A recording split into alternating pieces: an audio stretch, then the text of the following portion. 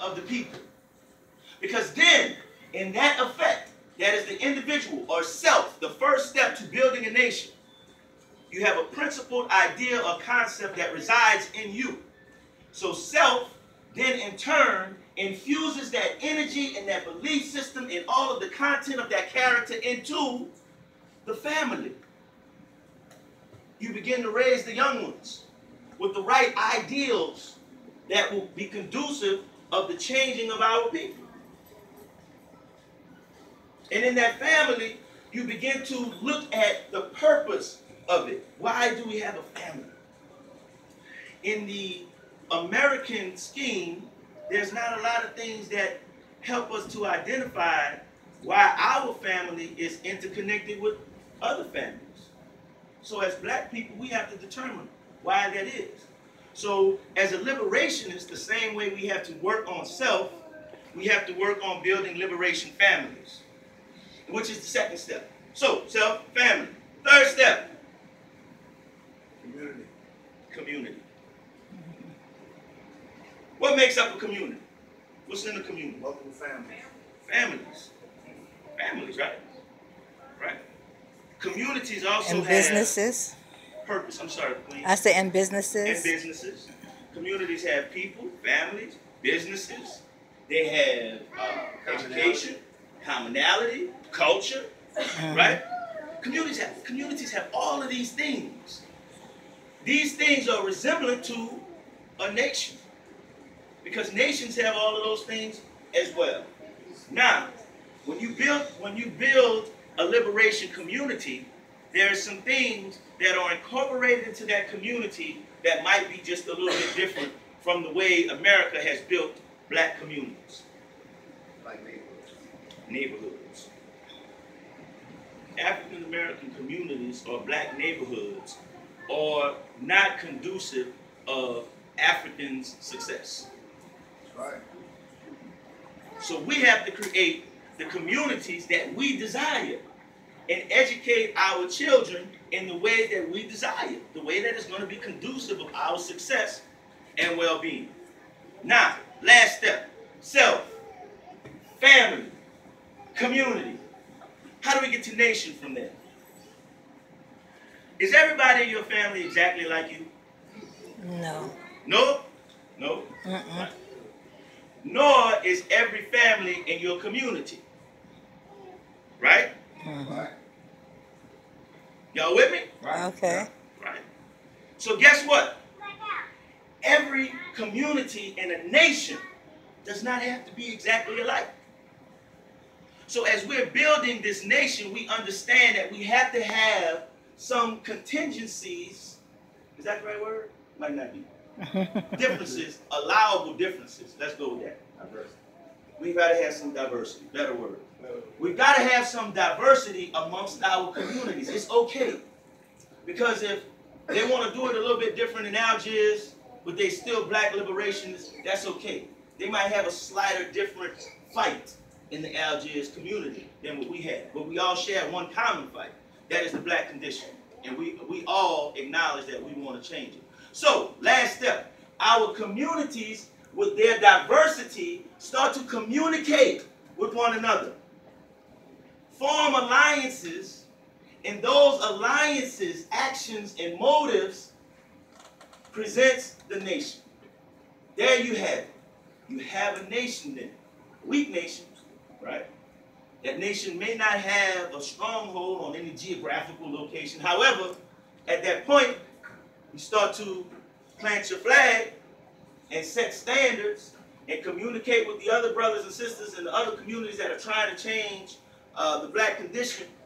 And that communication is going to empower us all. The things we do better, the things we learn as we make mistakes, we give that information, right?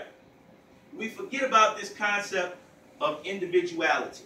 And we begin to do a more African concept, more African reality of communalism. We can have communalism in our house, in the family. We can have communalism in our communities.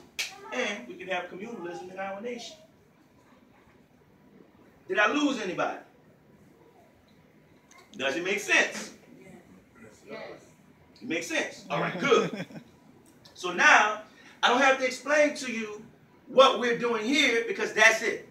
We're in the process. Everything you see us doing is a process to bring about that reality, to bring about the reality of a nation so we can plant the red, black, and green flag, we can identify our geography, and we can move forward for the purpose of changing the black condition.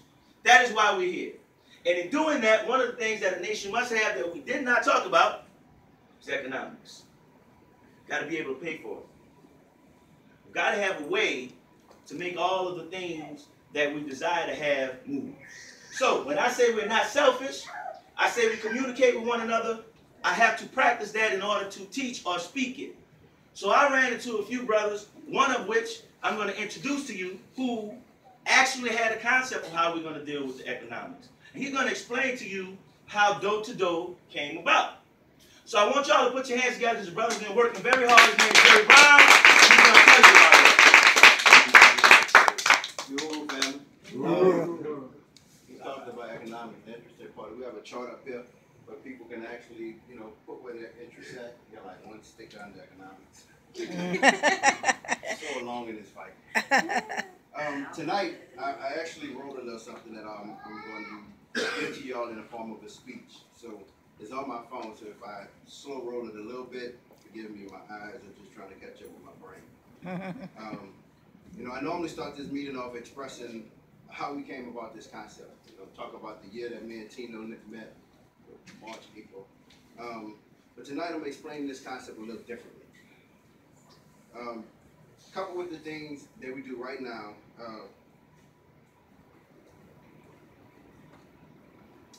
explain this a little differently, coupled with the thing that we can do right now as an individual to help aid in the collective. Economic, by definition, means to economize. It is to make more proficient. If we understand that to be the fact, the capitalist system, in fact, is an oxymoron in the terms of economic system. Because the capitalist system inspires people to consume more. It inspires you to take resources and destroy it and not actually economize anything. It encourages the usage of things. So the capitalist system is in fact an exploitive system of commerce.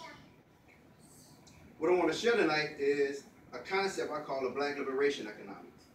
And it utilizes some of the same commercial channels to provide the resources in which we need in order to sustain our life.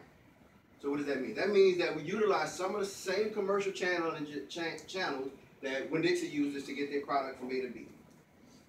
Cisco uses to bring their product from their warehouse to us. But because we're talking about economics, we're going to do things in a more resourceful way, so we reduce the consumption and we remove the exploitation of what we're talking about here. That is how important the Black Print Investment Group came into being. The Black Print Investment Group was a concept created to change the black condition economically by creating and building and replacing businesses in our community, and then employing the people. And most importantly, is the exploitative nature that comes from employing people is what happens with that bottom line. And what we do with the bottom line that changes the narrative from the capitalist system is by redistributing a small portion back into the hands of the investors, redistributing that wealth back into the hands of the employees that actually generated it, and utilizing some of that financial benefit to do things and help and aid in things like we're existing and experiencing tonight through the Kushite Cultural Center, through outreach programs in our community.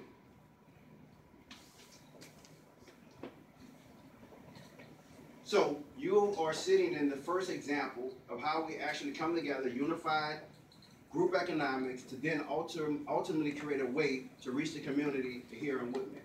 This concept can easily be duplicated anywhere throughout America, or the country, or the planet for that matter. It's just simply removing the greed that you have normally become accustomed to actually experiencing. It takes in the concept of communal advancement over individual achievement. And without that, we're simply more capitalists. So what can you do individually right now? Right now in New Orleans, it costs us on an average about $1,500 a month for you to live in your house. You have a 2-bedroom, 3-bedroom, somehow they all cost around the same thing.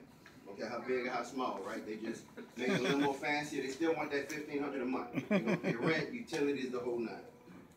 That means in order to actually survive in the city, you need to make about $36,000 a year, minimally, to have the basic necessities of your life met.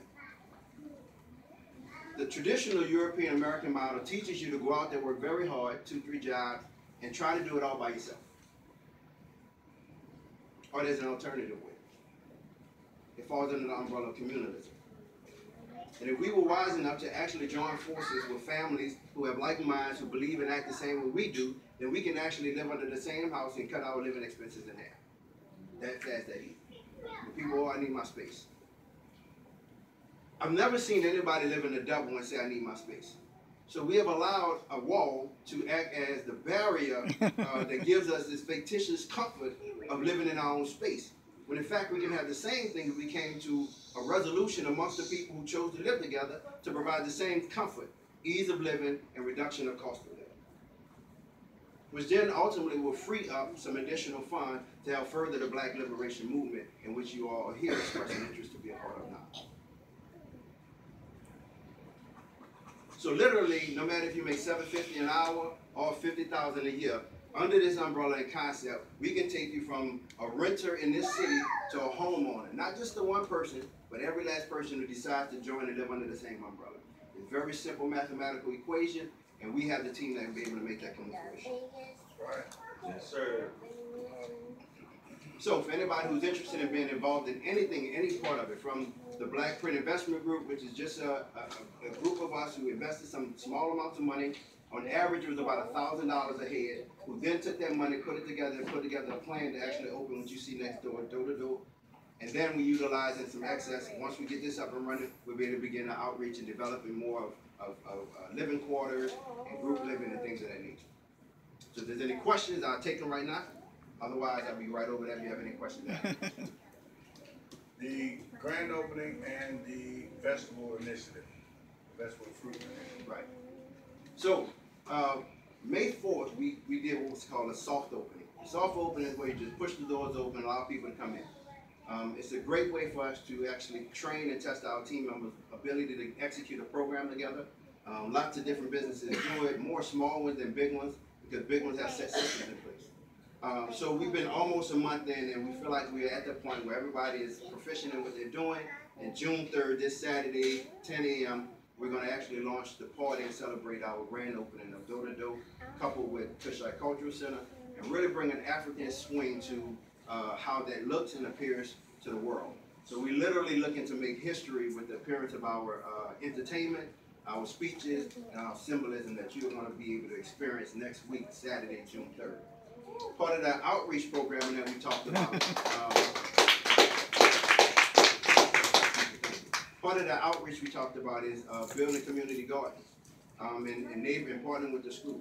So that's your area of expertise, or if you desire to learn and be a part of something like that, then we can easily connect you with what we're going to be what we're working towards is building a garden in the local school, which then allows us access to the children and begin the process of planting the proper seeds in their minds. So as we get older and ascend to our eldership, we'll be able to have somebody else who come and we can pass that torch to. Lastly, Woodmere community is prime location for what we're doing. And a lot of people ask why. This is way out there. There's nothing. Well, let's look at this area. First, it is the largest neighborhood in America. There's over 5,000 homes, currently over 12,000 people. It also has a very unique waterway that runs right along here. So it allows easy, when we get to that point where we need to begin exporting goods, we have an easy route to get the product from here to wherever we choose to in America and throughout the rest of the world. It also has an area that can be easily designated for arable land, which is a process that we can easily utilize in technology, be able to grow enough food, harvest enough animals to actually produce enough food to feed our city as we continue to develop the concept. That concept that I'm talking about of food development, you can actually Google this process. It's called a farm in a box. It takes a basic 18-wheeler shipping container, ties it with technology, utilizing that as a shed, some solar power, some water irrigation processes, but it can grow and produce enough food to feed a small city. So imagine living in an area where you really reduce the cost of living. Where our hunting skills, which is going to get money, goes outside our community and we bring those resources back and continue to build ourselves. And then we continue to build more business models outside and bring more financial resources to our area. And that is how you affect your life and other people in your life. That's power. That's power. Okay. One. I'll couple with the economic development plan. So Yeah. hopefully somebody is more interested and we can add. Yeah. Yeah. Please put your name on the list if you're interested in doing one of these things. And just write. We haven't put farming up there yet. Jerry, one question. When you talked about the sharing the household, I just want to make sure that everybody knows that's not a requirement. That's a suggestion. One way that Black liberation can work. You know, we notice and we all admire a lot of people from other countries that come here and they do it. You know, they move together. They live sometimes 3 and 4 families in one house sometimes, you know. And next thing you know, they're moving out. You know, they're not moving out into the street. They're not moving out to rent an apartment. They're moving out and they're buying homes. And then they can have 2 or 3 more families start. And this is the way you gain. But I wanted to make sure that we knew that it was not a requirement. It's a suggestion. Right. And It's an idea. Suggestion. I know the mind immediately goes to thinking that there is nobody like me, nobody wants to live like me, nobody wants to abide by the rules like me. I assure you that it can work. And in fact, I speak from experience. Even though I've always, since I've been an adult, been fortunate enough to be able to afford my own living quarters,